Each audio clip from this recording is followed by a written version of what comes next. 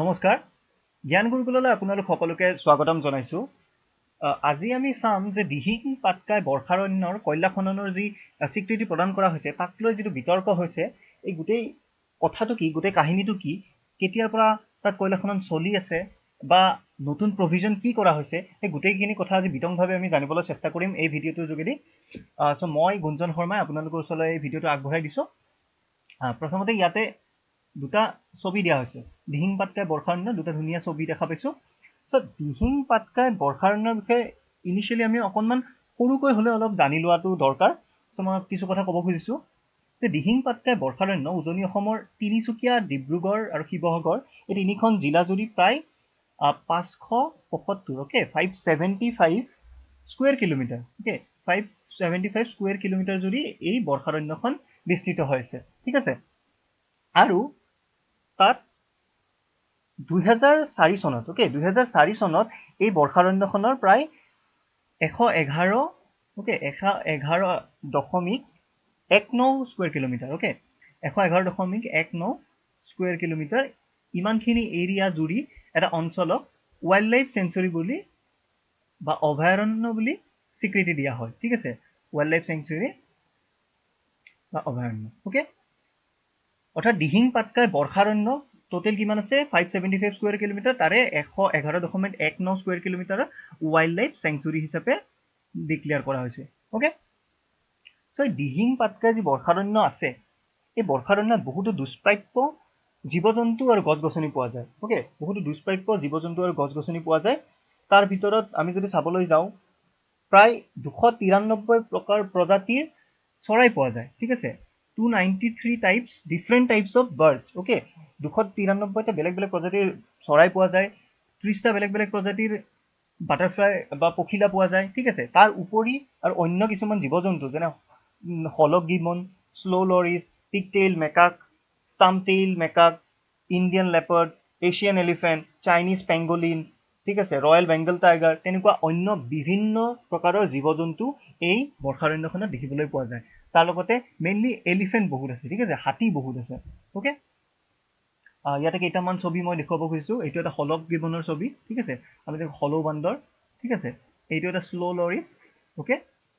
এইটো পিগটেইল মেকাকে অ'কে। ইয়াৰ যদি আমি নেজডাল লক্ষ্য কৰোঁ তেনেহ'লে দেখিম যে গাহৰি নেজৰ দৰে ঠিক অ'কে, এইটো পিগটেইল মেকাক বান্দৰ অ'কে। ঠিক তেনেদৰে এইটো হ'ল পেংগলিন অ'কে, চাইনিজ পেংগলিন বুলি কোৱা হয়, ঠিক আছে। ত' এইবিলাক খুব দুষ্প্ৰাপ্য জীৱ জন্তু এই বৰ্ষাৰণ্যখনত দেখিবলৈ পোৱা যায় অ'কে। এতিয়া এই কোল মাইনিং বা কয়লা খননক লৈ যে গোটেই কণ্ট্ৰভাৰ্চিটো হৈ আছে, একচুৱেলি সেই কণ্ট্ৰভাৰ্চিটো কি সেই বিষয়ে আমি চাম। চ' দিহিং পাটকাই বৰ্ষাৰণ্যত একচুৱেলি বহু আগৰ পৰাই তাত কোল মাইনিং এক্টিভিটি কৰি থকা হৈছে, ঠিক আছে। বহু আগৰ পৰাই তাত কোল মাইনিঙৰ অনুজ্ঞাপত্ৰ চৰকাৰে প্ৰদান কৰি আহিছে। 1973 চনৰ পৰা 2003, ঠিক আছে, 1973 পৰা 2003 লৈকে প্ৰায় 30 বছৰ কাল, 30 বছৰ ধৰি এই বৰ্ষাৰণ্যৰ ভিতৰত কোল ইণ্ডিয়া লিমিটেডক চৰকাৰে লিজত দিছিল এই বৰ্ষাৰণ্যৰ কিছু অঞ্চল কোল মাইনিং কৰিবৰ কাৰণে, ঠিক আছে, বা কয়লা খনন কৰিবৰ বাবে কিছু অঞ্চল ইয়াৰে লিজত দিয়া হৈছিল 30 বছৰৰ কাৰণে অ'কে। চ' এই 30 বছৰে কোল ইণ্ডিয়া লিমিটেডৰ এটা north eastern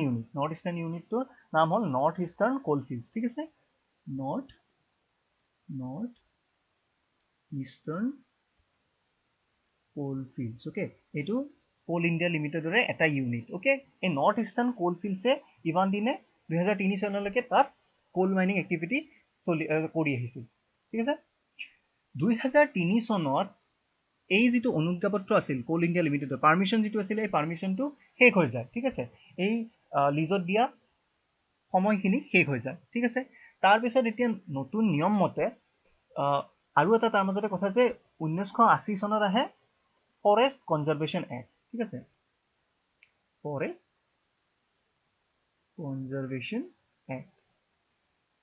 conservation act 1980 okay. এই ফৰেষ্ট কনজাৰভেশ্যন এক্ট মানে কি, এই এক্টৰ অধীনত কোৱা হয় যে যিবিলাক প্ৰটেক্টেড এৰিয়া আছে, ঠিক আছে, প্ৰটেক্টেড এৰিয়া যিবিলাক ছাপ'জ ৰাষ্ট্ৰীয় উদ্যান হওক বা স্পেচিয়েল বায়'ডাইভাৰ্চিটি হটস্পট হওক বা ৱাইল্ড লাইফ চেঞ্চুৰী হওক, তাৰ যিবিলাক মানে প্ৰটেক্টেড এৰিয়া আছে, সংৰক্ষিত বনাঞ্চল, সেই সংৰক্ষিত বনাঞ্চলত যিকোনো নন ফৰেষ্ট এক্টিভিটি কৰিবৰ কাৰণে গভৰ্ণমেণ্টৰ পৰা বা চৰকাৰৰ পৰা প্ৰায়ৰ পাৰ্মিশ্যন ল'ব লাগিব, ঠিক আছে। যিকোনো নন ফৰেষ্ট এক্টিভিটি, যেনে ছাপ'জ কয়লা খনন এটা ফৰেষ্টৰ লগত জড়িত এক্টিভিটি নহয়, ঠিক আছে। ইয়াৰ কাম অন্য কামত তাক ব্যৱহাৰ কৰা হ'ব, ঠিক আছে। চ' সেইটো ফৰেষ্ট এক্টিভিটিৰ ভিতৰত নপৰে, সেইটো পৰিব নন ফৰেষ্ট এক্টিভিটি। চ' যিকোনো নন ফৰেষ্ট এক্টিভিটিৰ বাবে, ঠিক আছে, যিকোনো নন ফৰেষ্ট এক্টিভিটিৰ বাবে একচুৱেলি চৰকাৰৰ পৰা তেওঁলোকে পাৰ্মিশ্যন ল'ব লাগে, ৰাইট, তেওঁলোকে পাৰ্মিশ্যন ল'ব লাগে। চ' যেতিয়া 2003 চনত তেওঁলোকৰ আগৰ পাৰ্মিশ্যনটো শেষ হৈ গ'ল, তেওঁলোকে ইমিডিয়েটলি নতুনকৈ চৰকাৰৰ পৰা পাৰ্মিশ্যন ল'বৰ বাবে তেওঁলোকে এপ্লাই কৰিব লাগে নিয়মমতে, অ'কে, তেওঁলোকে নিয়মমতে এপ্লাই কৰিব লাগে। কিন্তু কাৰ্যত দেখা গ'ল যে তেওঁলোকে এপ্লাই নকৰাকৈ 2003 চনৰ পৰা, ঠিক আছে, 2003 চনৰ পৰা 2019 চনলৈকে প্ৰায় 16 বছৰ তেওঁলোকে তাত ইলিগেলি কোল মাইনিং কৰি থাকিল, ঠিক আছে। ইলিগেলি কোল মাইনিং তেওঁলোকে কৰি গৈ থাকিল, অৰ্থাৎ ইলিগেলি তেওঁলোকে কয়লাখনন তাত চলাই থাকিল গভৰ্ণমেণ্টৰ পাৰ্মিশ্যন নোহোৱাকৈ, ৰাইট। এতিয়া কথাটো হ'ল কোল ইণ্ডিয়া লিমিটেড, ঠিক আছে, কোল ইণ্ডিয়া লিমিটেডে তেওঁলোকে কোৱাৰ মতে তেওঁলোকে 2003 চনত অসম চৰকাৰক ইয়াৰ বাবে আবেদন কৰে, অ'কে, তেওঁলোকে কোৱা মতে তেওঁলোকে আবেদন কৰিছিল, কিন্তু চৰকাৰে তাত ৰেছপণ্ড কৰা নাছিল, অ'কে, চৰকাৰে এইটো পেলাই থৈ দিছিল বা তাত প্ৰপাৰলি ৰেছপণ্ড কৰা নাছিল, অ'কে। আনহাতে অসম চৰকাৰৰ ফৰেষ্ট ডিপাৰ্টমেণ্টে কোৱাৰ মতে তেওঁলোকে 2012 চনতহে একচুৱেলি ইয়াৰ বাবে এই যিটো লিজৰ বাবে লাগে, মাটিৰ লিজৰ বাবে তেওঁলোকে যিটো এপ্লিকেশ্যন কৰিব লাগে, 2012 চনতহে তেওঁলোকে সেইটো এপ্লিকেশ্যন কৰিছিল। এইটো কৈছে অসম চৰকাৰৰ ফৰেষ্ট ডিপাৰ্টমেণ্টে, ৰাইট। চ' ইয়াতে এটা কণ্ট্ৰভাৰ্চি আছে, এতিয়া কোন সঁচা কোন মিছা আমি নাজানো। চ' যি নহওক 2012 চনত এপ্লাই কৰাৰ পিছতো তেওঁলোকক ইমিডিয়েটলি কোনো ধৰণৰ পাৰ্মিশ্যন দিয়া হোৱা নাছিল চৰকাৰৰ পৰা, ঠিক আছে। পাৰ্মিশ্যন নোহোৱা স্বত্তেও 2003 চনৰ পৰা 2019 চনলৈকে, ঠিক আছে, তেওঁলোকে ইলিগেলি কোল মাইনিং চলাই আছিল, ৰাইট, তেওঁলোকে ইলিগেলি কোল মাইনিং চলাই আছিল। আৰু যিটো প্ৰপ'জড এৰিয়া, ঠিক আছে, প্ৰপ'জড এৰিয়াটো কি? প্ৰপ'জড এৰিয়াটো হ'ল যে তেওঁলোকে প্ৰপ'জেল দিছিল যে 98.59 হেক্টৰ মাটি, ঠিক আছে, 98.59 হেক্টৰ মাটি, ইমানখিনি এৰিয়াত তেওঁলোকে কোল মাইনিং কৰিব বিচাৰে, বা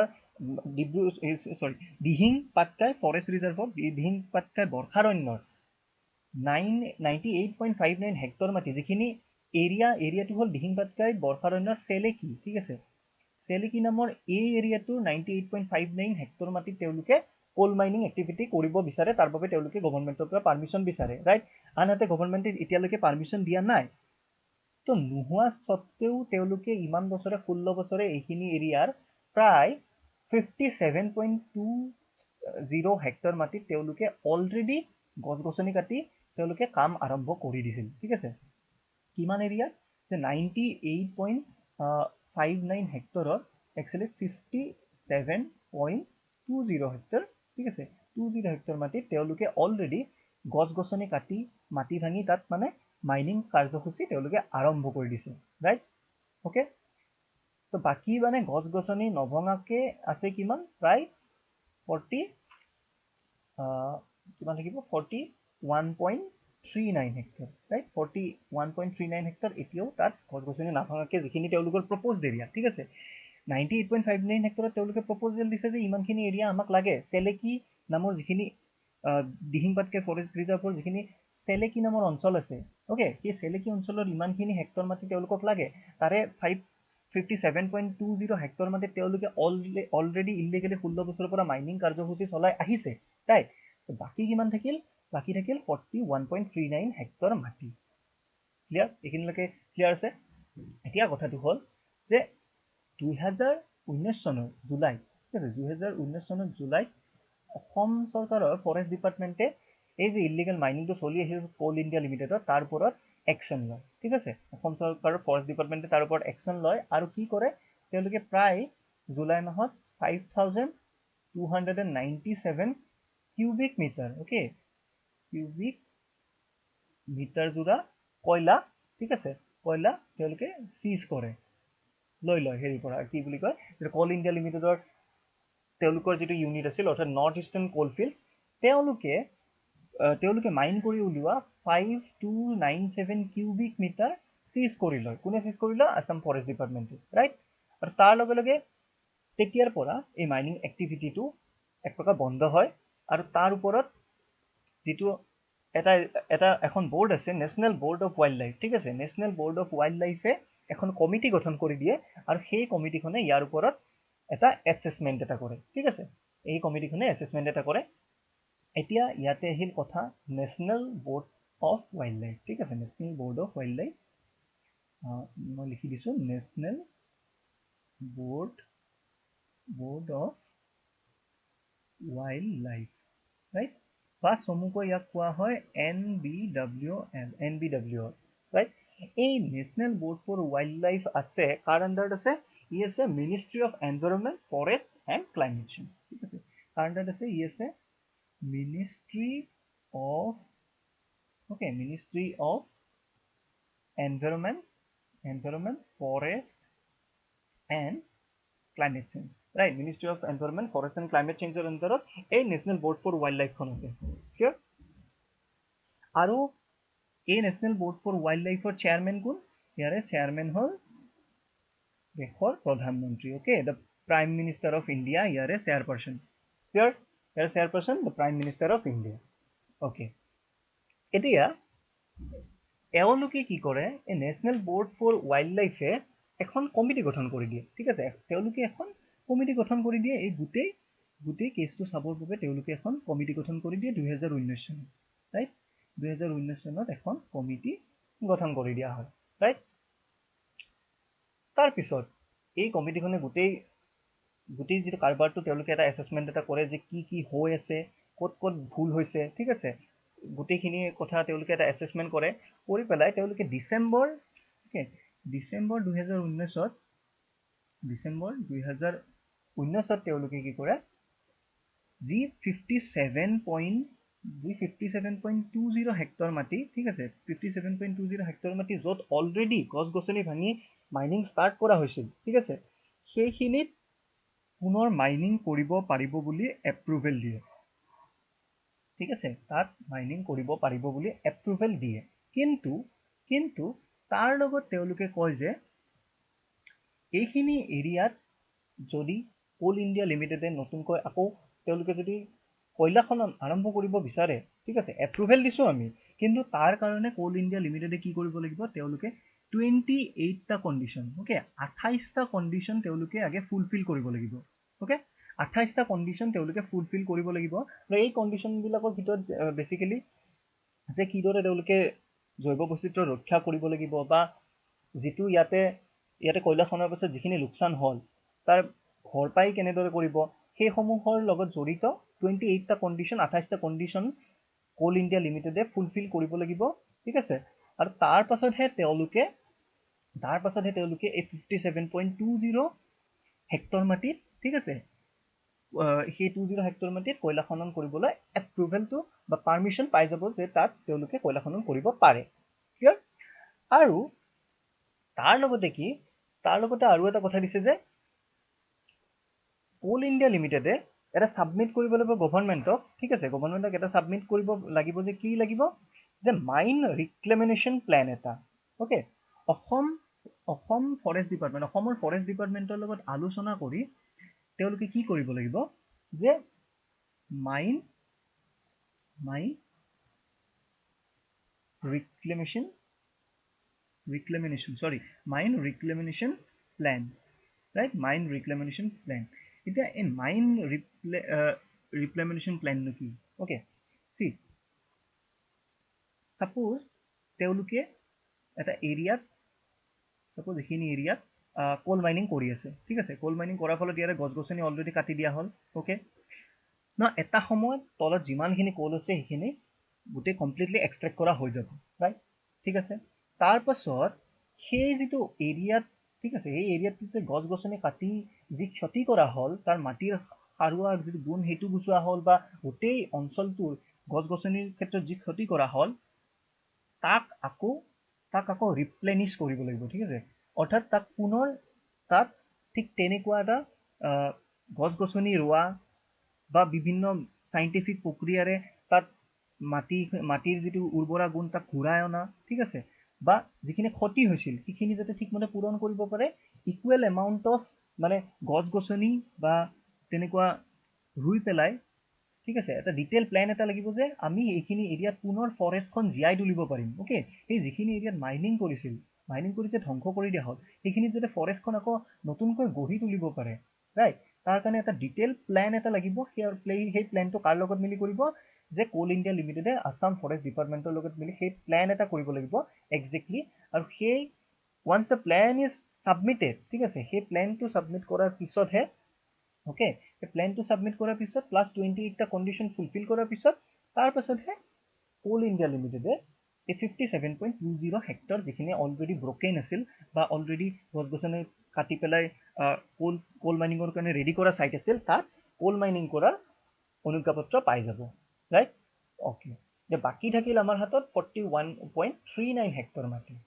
ঠিক আছে 41.39 হেক্টৰ মাটি সেইখিনিতনো কি হ'ব আমি এতিয়া সেইটো চাম ৰাইট তো কৈছে যে চৰকাৰে কৈছে যে বা চৰকাৰে একচুৱেলি নহয়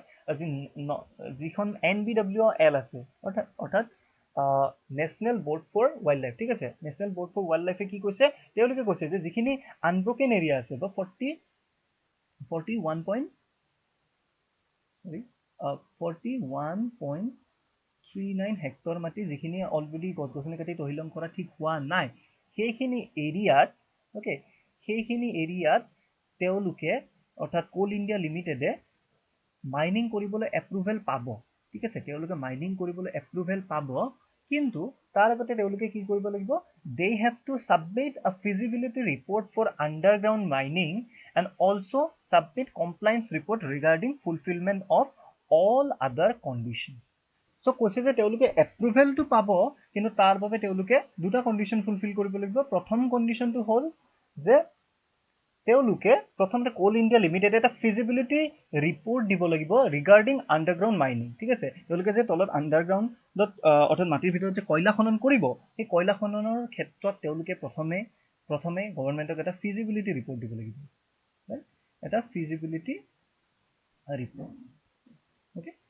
এতিয়া ফিজিবিলিটি ৰিপৰ্টতনো আল্টিমেটলি হ'ব কি ঠিক আছে ইয়াতে বেসিক্যালি তেওঁলোকে গোটেই প্ৰক্ৰিয়াটোৰ এটা এসেসমেন্ট এটা দিব লাগিব যে তেওঁলোকে এই যে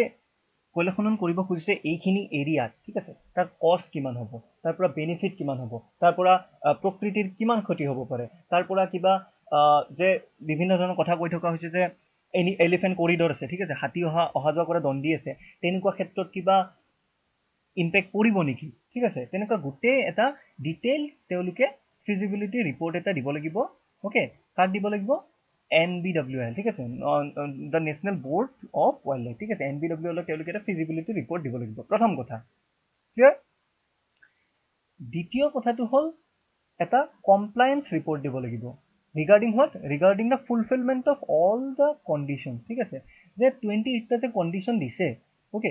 এই গোটেই 28 টা বা 28 টা কন্ডিশন তেওঁলোকে যে ফুলফিল কৰিলে তাৰে এটা কমপ্লায়েন্স যে তেওঁলোকে কমপ্লিট কৰা হ'ল ঠিক আছে কমপ্লিট যে কৰা হ'ল সেই সম্বন্ধে তেওঁলোকে এটা ৰিপৰ্ট দিব লাগিব এটা কমপ্লায়েন্স ৰিপৰ্ট এটা দিব লাগিব ৰাইট কমপ্লায়েন্স ৰিপৰ্ট ৰিগাৰ্ডিং যে তেওঁলোকে সেই গোটেইখিনি কন্ডিশন তেওঁলোকক যে ফুলফিল কৰিবলৈ দিয়া হৈছিল সেই গোটেইখিনি ফুলফিল কৰিলে ওকে তাৰ লগতে ৰিসেন্টলি কি কৰিছে যে আসাম ফৰেষ্ট ডিপাৰ্টমেন্টে ওকে আসাম ফৰেষ্ট ডিপাৰ্টমেন্টে কি কৰিছে কোল ইণ্ডিয়া লিমিটেডৰ ওপৰত ইমান বছৰ যে তেওঁলোকে ইলিগেলি কোল মাইনিং চলাই গৈ আছিল ঠিক আছে তাৰ বাবে তেওঁলোকৰ ওপৰত 43.25 ওকে 43.25 crore টকাৰ এটা পেনাল্টি এটা ইম্পোজ কৰিছে ঠিক আছে এটা পেনাল্টি দিছে সো কি কৰিব লাগিব তাৰ মানে এতিয়া কোল ইণ্ডিয়া লিমিটেডে প্ৰথম কথা যে এই যিখিনি 41.39 ঠিক আছে এই 41.39 হেক্টৰ যে মাটি আছে তাতে যে তেওঁলোকে কোল মাইনিং কৰিব খুজিছে তাৰ বাবে প্ৰথমতে তেওঁলোকে কি দিব লাগিব তেওঁলোকে এটা ফিজিবিলিটি ৰিপৰ্ট দিব লাগিব যাত তেওঁলোকে ডিটেইলছত ক'ব লাগিব যে তেওঁলোকে কিমানখিনি কৰিব খুজিছে কিমান এক্সট্ৰেক্ট কৰিব খুজিছে কোল তাৰ পৰা কষ্ট এণ্ড বেনিফিট কি হ'ব বা প্ৰকৃতিৰ ক্ষেত্ৰত কি ইম্পেক্ট পৰিব পাৰে ঠিক আছে গোটেই এনভাইৰনমেন্টাল এসেসমেন্ট এটা ৰাইট তাৰ লগতে দ্বিতীয়তে তেওঁলোকে কি কৰিব লাগিব দ্বিতীয়তে তেওঁলোকে দিব লাগিব এটা কমপ্লায়েন্স ৰিপৰ্ট ৰাইট এই কমপ্লায়েন্স ৰিপৰ্টটো তেওঁলোকে ক'ব লাগিব যে যি 28টা কণ্ডিশ্যন তেওঁলোকৰ ওপৰত ইম্প'জ কৰি দিয়া হৈছিল সেই গোটেইখিনি কণ্ডিশ্যন তেওঁলোকে অলৰেডি ফুলফিল কৰিছে ঠিক আছে সেইখিনি ফুলফিল কৰা হোৱাৰ পিছত তেওঁলোকে মানে এই এপ্ৰুভেলটো পাব ঠিক আছে এই এপ্ৰুভেলটো অৰ্থাৎ 41.39 হেক্টৰ মাটিত কোল মাইনিং কৰাৰ এপ্ৰুভেল পাব তাৰ লগতে আৰু এটা কণ্ডিশ্যন আছে ৰাইট এই কণ্ডিশ্যনটো কি যে 43.25 কৰোৰ টকাৰ এটা পেনাল্টি এটা দিব লাগিব কাক দিব লাগিব আসাম ফৰেষ্ট ডিপাৰ্টমেণ্টক ৰাইট এই পেনাল্টিটো দিয়া হোৱাৰ পিছত অৰ্থাৎ এই গোটেই তিনিওটা কণ্ডিশ্যন ঠিক আছে এই গোটেই তিনিওটা কণ্ডিশ্যন ফুলফিল হোৱাৰ পিছত হে তেওঁলোকে এই 41.39 হেক্টৰ মাটিত কোল মাইন কৰিবলৈ আৰম্ভ কৰিব পাৰিব ঠিক আছে অফিচিয়েল পাৰ্মিশ্যনটো পাই যাব যে এইখিনি তেওঁলোকে কোল মাইন কৰিব পাৰে ক্লিয়াৰ সো গোটেই কথাখিনি একচুৱেলি এইখিনিয়ে আৰু তাত আৰু দুটামান কথা আছে যে বহু ক্ষেত্ৰত একচুৱেলি অসমৰ ফৰেষ্ট ডিপাৰ্টমেণ্টৰ ক্ষেত্ৰতে কিছু গাফিলতি হৈ গৈছে যে ইমান দিনে ইলিগেলি কোল মাইনিং এটা চলি আছে আমি কোনেও গম নাপাওঁ চৰকাৰেও তাত একো ধৰণৰ ঠিক ৰিয়েকশ্যন একো লোৱা নাই চ' নিশ্চয় একাংশ বিষয়া আমোলাই তাত নিশ্চয়কৈ অৰিহণা যোগাইছে চ' তেনেকুৱা বোথ কোল ইণ্ডিয়া লিমিটেড বা অসম ফৰেষ্ট ডিপাৰ্টমেণ্ট তেওঁলোকৰ যিসমূহ মানুহে ইয়াতে একচুৱেলি এক প্ৰকাৰ এই ইলিগেল কামটো চলাই যোৱাত তেওঁলোকে হেল্প কৰি আছিল ঠিক আছে তেওঁলোকৰ বিৰুদ্ধে মোকৰ্দমা চলোৱা হ'ব তেওঁলোকৰ বিৰুদ্ধে লিগেল ব্যৱস্থা লোৱা হ'ব ঠিক আছে তেওঁলোকৰ বিৰুদ্ধেও লিগেল ব্যৱস্থা লোৱা হ'ব ৰাইট তো সেইটো বাৰু পিছত হৈ থাকিব মেইন কথাটো হ'ল এতিয়া যে এই গোটেইখিনি যিখিনি কণ্ডিশ্যন দিয়া হৈছে কোল ইণ্ডিয়া লিমিটেডক এইখিনি ফুলফিল কৰাৰ পিছত তেওঁলোকে এই গোটেই এৰিয়াখিনি কোল মাইনিং কৰাৰ পাৰ্মিশ্যনটো পাই যাব কমপ্লিটলি ৰাইট আৰু এই যে তেওঁলোকক পাৰ্মিশ্যনটো দিয়া হ'ল ঠিক আছে এই যে তেওঁলোকক 98.59 হেক্টৰ মাটিত তেওঁলোকক কোল মাইনিং কৰিবলৈ পাৰ্মিশ্যনটো দিয়া হ'ল তাক লৈ আল্টিমেটলি এতিয়া গোটেই ছ'চিয়েল মিডিয়াত আমি দেখিবলৈ পাইছোঁ বা বাতৰিত দেখিবলৈ পাইছোঁ যে এক প্ৰকাৰ এটা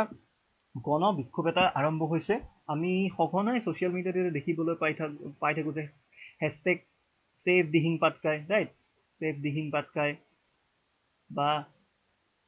save the Amazon of India ঠিক আছে save the Amazon of India কাৰণ দিহিং পাটকাই বৰ্ষাৰণ্যক আমাজন অফ ইণ্ডিয়া বুলিও কোৱা হয় অ'কে আমাজন অফ ইণ্ডিয়া বুলিও কোৱা হয় আনহাতে খুব বৈচিত্ৰতাৰে পূৰ্ণ এটা অঞ্চল এটা এৰিয়া এটা তো নিশ্চয়কৈ তাৰ চেঞ্চিটিভিটিটো যিটো এনভাইৰনমেণ্টেল চেঞ্চিটিভিটি সেইটো যথেষ্ট বেছি ঠিক আছে চ' যিকোনো এটা প্ৰজেক্ট কৰিবলৈ যাওঁতে তাৰ ঠিকমতে এছেছমেণ্ট হ'ব লাগিব প্ৰথম কথা এতিয়া কথাটো হ'ল যে সকলো ক্ষেত্ৰতে এটা ট্ৰেড অফ থাকে ৰাইট সকলো ক্ষেত্ৰতে এটা ডিলেম্মা এটা থাকে যে আমি যদি এইটো কৰিবলৈ যাওঁ এইটো ক্ষেত্ৰত আমাৰ বিপদ আহিব পাৰে এইটো কৰিবলৈ গ'লে আন এটা ক্ষেত্ৰত বিপদ আহিব পাৰে ঠিক আছে এতিয়া কথাটো হ'ল যে কোল মাইনিঙো এটা খুব গুৰুত্বপূৰ্ণ ভাৰতৰ বাবে ঠিক আছে coal mining is very necessary right কিয় নেচেচাৰী কাৰণ প্ৰতি বছৰে ভাৰতে বাহিৰৰ পৰা বা বিদেশৰ পৰা বহুত হিউজ এমাউণ্টত কোল ইম্পৰ্ট কৰিব লগা হয় ৰাইট হিউজ এমাউণ্টত ভাৰতে বিদেশৰ পৰা বৃহৎ সংখ্যাত কোল ইম্পৰ্ট কৰিব লগা হয় যাৰ ফলত ভাৰতৰ ফৰেন এক্সচেঞ্জ ৰিজাৰ্ভৰ ওপৰত বহুত ডাঙৰ প্ৰেছাৰ এটা পৰে ঠিক আছে বহুত ফৰেন এক্সচেঞ্জ ৰিজাৰ্ভ ভাৰতৰ পৰা বাহিৰত গুচি যায় ঠিক আছে বাহিৰলৈ গুচি যায় কিহৰ কাৰণে কাৰণ ভাৰতে কোল বাহিৰৰ পৰা ভাৰতত পৰ্যাপ্ত পৰিমাণে প্ৰডাকশ্যন নহয় বাবে বাহিৰৰ পৰা ভাৰতে কোল ইম্পৰ্ট কৰি আনিব লাগে ঠিক আছে কয়লা বাহিৰৰ পৰা ইম্পৰ্ট কৰি আনিব লাগে চ' এই প্ৰব্লেমটো ছল্ভ কৰাৰ কাৰণে এক প্ৰকাৰ ভাৰতে ইতিমধ্যে আত্মনিৰ্ভৰ ভাৰত আঁচনিৰ অধীনতো ভাৰতে ডিচাইড কৰিছে যে দেশত ডমেষ্টিকেলি বা ইণ্ডিজিনাছলি ভাৰতে দেশতেই কয়লা প্ৰডিউচ কৰিব ঠিক আছে আৰু তাৰ বাবে প্ৰাইভেট ছেক্টৰক এতিয়া কমাৰ্চিয়েলি কয়লা প্ৰডিউচ কৰাৰ বাবেও পাৰ্মিশ্যন দি দিছে ঠিক আছে কিন্তু তাতে কথাটো আহে যে এফালে যদি আপুনি কয়লা প্ৰস্তুত কৰিবলৈ যায় তাত প্ৰব্লেমটো আহে যে প্ৰকৃতিৰ লগত ভাৰসাম্যতাৰ এটা ট্ৰেড অফ এটা আহি যায় ৰাইট আনহাতে কয়লাৰ ব্যৱহাৰ যথেষ্ট পৰিমাণে হয় বেলেগ ছেক্টৰত হয় ছাপ'জ ষ্টীল ছেক্টৰত হয় বা বিদ্যুৎ উৎপাদন কৰোঁতেও কয়লাৰ ব্যৱহাৰ হয় বা দৈনন্দিন ইণ্ডিভিজুৱেলিও আমি বিভিন্ন কামত কয়লাৰ ব্যৱহাৰ কৰোঁ চ' কয়লা নোহোৱাকৈ চলাটো আমাৰ বাবে পচিবল নহয় ঠিক আছে চ' আমি কয়লা খনন কৰিব লাগিব প্ৰথম কথা কিন্তু কথাটো হ'ল যে কয়লা খনন কৰিবলৈ যাওঁতে আমি এইটোও চাব লাগিব যে কোনোবা যিটো জেগাত কৰিবলৈ গৈছোঁ তাৰ প্ৰাকৃতিক ভাৰসাম্যতা নষ্ট হৈছে নেকি ঠিক আছে চ' পৰিৱেশত আমি এটা কনচেপ্ট শিকিছিলোঁ যে বহনক্ষম উন্নয়ন ঠিক আছে বা ইংৰাজীত যাক কোৱা হয় sustainable development right sustainable development এই কথাটো শিৰোধাৰ্য কৰিয়ে একচুৱেলি আমি আগবাঢ়িব লাগিব অ'কে এই কথাটো আমি চাব লাগিব যে বহনক্ষম উন্নয়ন হৈছে নে নাই অ'কে অৰ্থাৎ কয়লা খনন কৰিবলৈ দিলে বুলি য'তে ত'তে দি দিলে নহ'ব ৰাইট তাৰ গোটেই যিখিনি জেগাত দিব তাৰ এছেছমেণ্ট এটা কৰিব লাগিব যে এনভাইৰনমেণ্ট ইম্পেক্টটো কি পৰিব ৰাইট এতিয়া আমি যদি চাওঁ দিহিং পাটকাই বৰ্ষাৰণ্য বেচিকেলি কথাটো হয় যে কয়লা আদি বস্তুবোৰ জেনেৰেলি ফৰেষ্ট এৰিয়াতেই পোৱা যায় কিয় পোৱা যায় কাৰণ আমি যদি চাওঁ কি হয় যে কয়লা গঠন প্ৰক্ৰিয়াটো এটা বহুত দীঘলীয়া প্ৰক্ৰিয়া ঠিক আছে বহুত বছৰ বছৰ ধৰি একচুৱেলি কয়লা প্ৰস্তুত হওঁতে সময় লাগে ৰাইট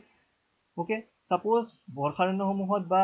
ফৰেষ্টত এনেকুৱা ধৰণৰ বহুত গছ গছনি আছে ৰাইট গছ গছনি আছে বিভিন্ন সময়ত গছ গছনিসমূহ মৃত্যুমুখত পৰে মৃত্যুমুখত পৰাৰ পিছত বা উঘালি পৰাৰ পিছত এই গছবিলাক মাটিৰ লগত মিহলি হৈ যায় ঠিক আছে মাটিৰ লগত মিহলি হৈ যায় তাত বিভিন্ন ধৰণৰ ৰাসায়নিক প্ৰক্ৰিয়াৰ মাজেৰে কয়লা উৎপাদন হয় অ'কে চ' এনেকুৱা নহয় যে একেবাৰে গছ গছনি নোহোৱা মাটি এডোখৰত আমি খান্দি আছোঁ কয়লাৰ বাবে তাত আমি কয়লা নাপাম অ'কে চ' যেতিয়া কয়লা খনন হ'ব জেনেৰেলি এনেকুৱা ধৰণৰ বিশেষকৈ বৰ্ষাৰণ্য হওক বা গছ গছনি থকা এৰিয়াতেই কয়লা পোৱা যায় ৰাইট চ' তাতেই কথাটো আহে যে আমি গছ গছনি কাটিবলৈ বাধ্য হৈ যাওঁ কয়লাখিনি মাটিৰ ভিতৰৰ পৰা উলিয়াবৰ বাবে বা মাইনিং কৰিবৰ বাবে কিন্তু কথাটো হ'ল যে এই যে আমি গছ গছনি কাটিবলৈ লৈছোঁ তাৰ ফলত প্ৰকৃতিৰ ওপৰত ইম্পেক্টটো কিমান পৰিব সেইটোৰ এটা আমি এছেছমেণ্ট এটা নিশ্চয় কৰিব লাগিব ঠিক আছে বা যদি বোলে পাৰ্মিশ্যন দিছোঁ অ'কে যদি চৰকাৰেও পাৰ্মিশ্যন দিছে যে গছ গছনি কাটি তাত সেইখিনি এৰিয়াত কয়লা খনন কৰিব পাৰে ঠিক আছে এইটোৰ ওপৰত গুৰুত্ব দিয়া উচিত যে এবাৰ কয়লা খনন হৈ যোৱাৰ পিছত সেইখিনি ঠাইত পুনৰ যাতে নতুনকৈ ৰিপ্লেনিছ কৰা হয় গছ গছনিৰে ঠিক আছে সেই দায়িত্বটো সেই যিসকলে কয়লা খনন কৰিব তেওঁলোকৰ ওপৰত সেই দায়িত্বটো যদি ঠিকমতে পৰে আৰু গভৰ্ণমেণ্ট এজেঞ্চিয়ে যদি সেইটো চাই যে তাৰ ইমপ্লিমেণ্টেশ্যনটো প্ৰপাৰলি হৈছে ৰাইট সেইটো বেছি গুৰুত্বপূৰ্ণ অ'কে সেইটো বেছি গুৰুত্বপূৰ্ণ এতিয়া আমি যদি দিহিং পাটকাইৰ কথাটোলৈকেই যাওঁ ন' ডাউট যে গোটেই বৰ্ষাৰণ্যখনত এইটো এটা প্ৰভাৱ পেলাব ঠিক আছে কাৰণ 98.59 হেক্টৰ মাটি একেবাৰে কম মাটিও নহয় তাত যদি খনন কৰে তাৰ লগতে কথাটো হ'ল যে এইখন পৰ্বতৰ লগতে দিহিং পাটকাইৰ লগতে পাৰ্শ্বৱৰ্তী অৰুণাচল প্ৰদেশৰ দেওমালী এলিফেণ্ট ৰিজাৰ্ভৰো এটা সংস্পৰ্শ আছে ঠিক আছে দেওমালী অৰুণাচল প্ৰদেশৰ দেওমালী এলিফেণ্ট ৰিজাৰ্ভ ঠিক আছে দেওমালী এলিফেণ্ট ৰিজাৰ্ভ ক'ত আছে অৰুণাচল প্ৰদেশত ৰাইট চ' একেবাৰে দিহিং পাটকাইৰ লগত লগ লাগি থকা এৰিয়া ঠিক আছে য'ত খনন কৰিবলৈ লোৱা হৈছে তাৰে হয়তো প্ৰায় ওচৰত লগ লাগি আছে এনেকুৱা এৰিয়া চ' যদি প্ৰথম কথা তাতে কোৱা হৈছে যে হাতী অহা যোৱা কৰা দণ্ডি আছে ঠিক আছে যদি একজেক্টলি হাতী অহা যোৱা কৰা দণ্ডিত তেনেদৰে খনন কাৰ্য চলোৱা হয় তেনেহ'লে নিশ্চয় ই পৰৱৰ্তী সময়ত হিউমেন এণ্ড এনিমেল কনফ্লিক্টতো সৃষ্টি কৰিব অ'কে কাৰণ হাতীসমূহ তেতিয়া বেলেগ বেলেগ জেগাত হয়তো আহি যাব বা তেনেকুৱা হিউমেন এনিমেল কনফ্লিক্টৰ চিটুৱেশ্যন এটা সৃষ্টি হ'ব পাৰে ঠিক আছে বা অন্য জীৱ জন্তুৰ ক্ষেত্ৰতো এটা থকাৰ বা খোৱাৰ এটা বিপদ এটা আহি পৰিব পাৰে ৰাইট চ' গোটেই প্ৰক্ৰিয়াটো এটা প্ৰপাৰ এছেছমেণ্ট এটা হ'ব লাগিব যে কমপ্লিটলি এছেছ কৰিব লাগিব যে ইমানখিনিৰ পৰা গোটেই অভয়াৰণ্যখনৰ জীৱ জন্তুৰ বহুত ডাঙৰ ক্ষতি এটা হ'ব নেকি ঠিক আছে আৰু যদি বোলে নহয় তেনেহ'লে হয়তো ঠিক আছে যদি কমপ্লিটলি তেনেকুৱা নহয় তেনেহ'লে হয়তো পাৰ্মিশ্যনটো একেবাৰে ভুল নহ'বও পাৰে ঠিক আছে মই এইটো কোৱা নাই যে পাৰ্মিশ্যন দিয়াটো ঠিক হৈছে বা পাৰ্মিশ্যন দিয়াটো ভুল হৈছে ৰাইট সেইটো প্ৰপাৰ এছেছমেণ্ট এটা হ'ব লাগিব অ'কে প্ৰপাৰ এছেছমেণ্ট এটা হ'ব লাগিব ৰাইট কিন্তু আমি এইটোও ক'ব নোৱাৰোঁ যে কমপ্লিটলি আমি কয়লা খনন নকৰাকৈও থাকিব নোৱাৰোঁ অ'কে চ' এইটোৰ ওপৰত ঠিকমতে গভৰ্ণমেণ্টে চিন্তা কৰি চোৱা ভাল যদি বোলে বেলেগ স্থানত পাৰি তেনেকুৱা এনভাইৰনমেণ্ট ইম্পেক্ট নপৰাকৈ তেনে স্থানত কৰিবলৈ চেষ্টা কৰক সেইটোও ভাল হ'ব পাৰে অ'কে বা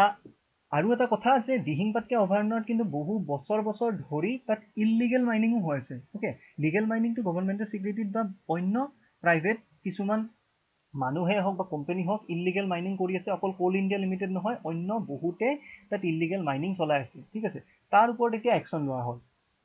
ঠিক আছে তাৰ ওপৰত প্ৰপাৰ একশ্যন লোৱা হওক যাতে ইললিগেল মাইনিং কমপ্লিটলি বন্ধ হয় ঠিক আছে ইললিগেল মাইনিং কমপ্লিটলি বন্ধ হয় আৰু প্ৰপাৰ এছেছমেণ্ট কৰিহে তাত পাৰ্মিশ্যন দিয়া হওক যে কৰিব পাৰিবনে নাই অ'কে এটা কথা ঠিক যে যেনেদৰে বিভিন্ন এনভাইৰনমেণ্টেল পৰিৱেশ প্ৰেমী বা এনভাইৰনমেণ্টেলিষ্টসকলে কৈ আছে যে ইয়াৰ পৰা বহুত ডাঙৰ ক্ষতি হ'ব ঠিক আছে নিশ্চয় তেওঁলোকে সঠিক কথাই কৈছে কিন্তু নেশ্যনেল ব'ৰ্ড ফৰ ৱাইল্ড লাইফৰ দৰে অৰ্গেনাইজেশ্যন এটাও কিন্তু একেবাৰে এনেই তেওঁলোকে কথাখিনি নকয় তেওঁলোকে নিশ্চয় কিছু লেভেলত এছেছমেণ্ট কৰিছে ৰাইট তেওঁলোকে কিছু লেভেলত এছেছমেণ্ট কৰিছে ঠিক আছে তো তেওঁলোকে যদি পাৰ্মিশ্যন দিছে তেওঁলোকে চাই চিতি কিবা এটা চাই হয়তো দিছে তথাপি যদি সঁচাকেই তাত বহুত ডাঙৰ প্ৰব্লেম ক্ৰিয়েট হ'ব গৈ আছে, তেনেহ'লে পুনৰ তাৰ ওপৰত ডাঙৰ এখন নতুনকৈ কমিটি গঠন কৰক, বেছিকৈ তেনেকুৱা এলিফেণ্ট এক্সপাৰ্ট বা এনভাইৰমেণ্টেলিষ্ট লওক আৰু তেওঁলোকৰ জৰিয়তে এছেছমেণ্ট এটা কৰা হওক যাতে তাত কয়লা খননৰ বাবে পাৰ্মিশ্যন দিয়া হওক নে নহওক, আৰু সেইমতে একচুৱেলি গভৰ্ণমেণ্টে প্ৰচিড কৰা উচিত। ঠিক আছে, তেতিয়া চৰকাৰৰো ভাল হ'ব, লগতে মানুহৰ বা জৈৱ বৈচিত্ৰ্যৰ ক্ষেত্ৰতো, ঠিক আছে, জৈৱ বৈচিত্ৰ্য আৰু মানুহৰ ক্ষেত্ৰতো ভাল হ'ব। অ'কে, চ' এইখিনিয়ে কথা, গোটেই ডিটেইলছ কথাখিনি মই ক'বলৈ চেষ্টা কৰিলোঁ, গোটেইখিনি কথা আপোনালোকেও ভাবি চাব। আৰু তাৰ লগতে এটা ৰিকুৱেষ্ট কৰিব বিচাৰোঁ আপোনালোকক, যদি আপোনালোকে আমাৰ ভিডিঅ'বোৰ ভাল পাইছে তেনেহ'লে প্লিজ লাইক কৰক আৰু আপোনালোকৰ বন্ধু বান্ধৱৰ লগত শ্বেয়াৰ কৰক যাতে তেওঁলোকেও ভিডিঅ'সমূহ চাবলৈ পায়, লগতে ছাবস্ক্ৰাইব কৰক আমাৰ চেনেলত জ্ঞান গুৰুকুল, ঠিক আছে, আৰু যাতে ভৱিষ্যতে আমাৰ ভিডিঅ'সমূহ চাই থাকিবলৈ পায়। ধন্যবাদ।